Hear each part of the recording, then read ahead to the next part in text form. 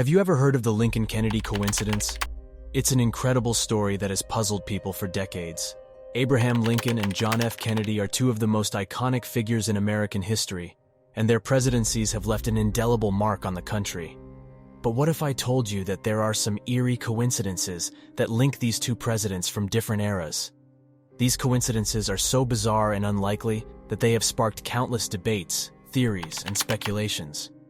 Some people see them as mere coincidences, while others believe they hint at something more profound and mysterious. In this video, we'll explore the Lincoln-Kennedy coincidence in detail, unraveling each coincidence and examining what they might mean. So buckle up and get ready to delve into one of the strangest stories in American history. The first coincidence between Lincoln and Kennedy is perhaps the most straightforward one.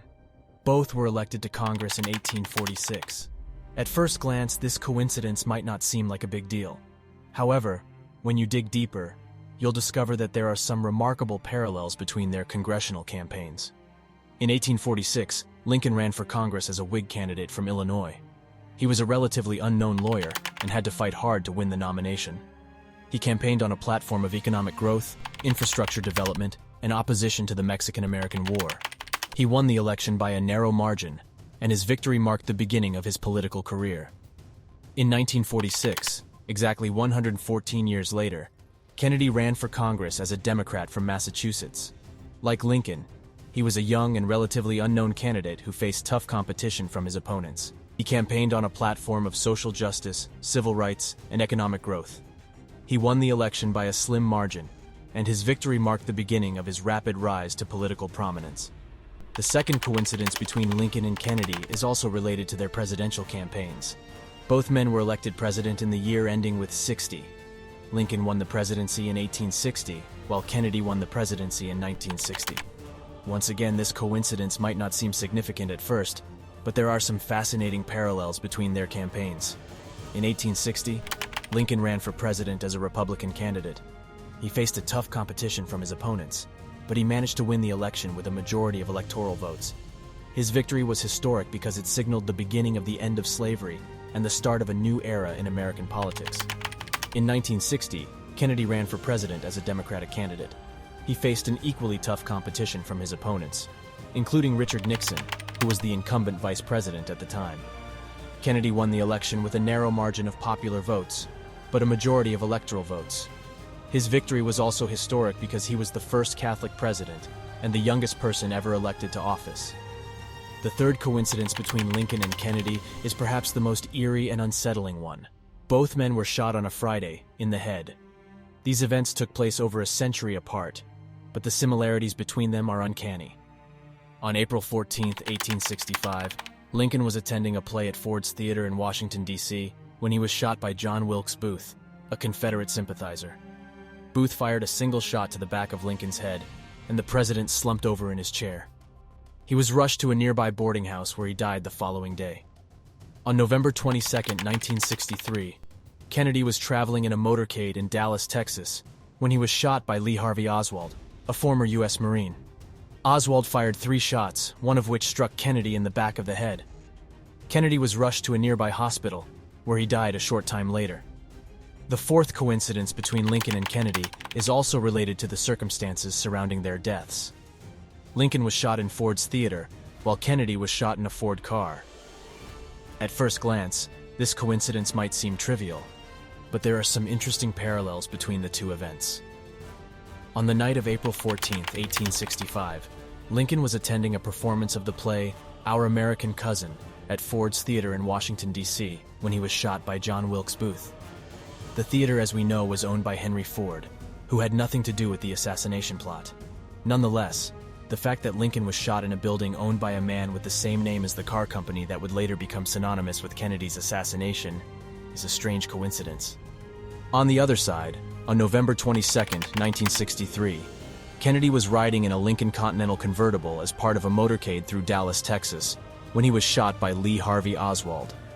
The car was a brand new 1961 Lincoln Continental, and its design and luxury features made it a popular choice among wealthy Americans. The fact that Kennedy was shot in a car made by the same company that owned the theater where Lincoln was shot is another eerie coincidence. Both were succeeded by Southerners named Johnson. It's almost as if fate had a hand in ensuring that these two tragedies were linked in ways that we may never fully understand. Andrew Johnson, a former Democrat from Tennessee, took over the presidency from Lincoln. Despite his Unionist beliefs during the Civil War, Johnson faced fierce opposition from the Republican Congress and was eventually impeached. His presidency marked a tumultuous time in American history as the nation struggled to rebuild after the devastating conflict. Lyndon B. Johnson, a Democrat from Texas, took over the presidency from Kennedy. He is perhaps best known for his controversial decisions regarding the Vietnam War and the passage of the Civil Rights Act. Whether you agree with his policies or not, there is no denying that he was a key figure in shaping the course of American history. What are the odds that two presidents from different eras and political parties would both be succeeded by men with the same name and from the same region of the country?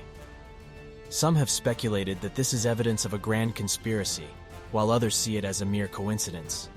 Both assassins were themselves assassinated before they could stand trial for their crimes.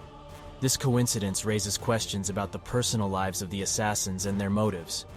John Wilkes Booth, the man who assassinated Lincoln, came from a prominent family of actors and was known for his good looks and charm. But beneath his facade of success, Booth harbored deep-seated hatred for the president and the Union.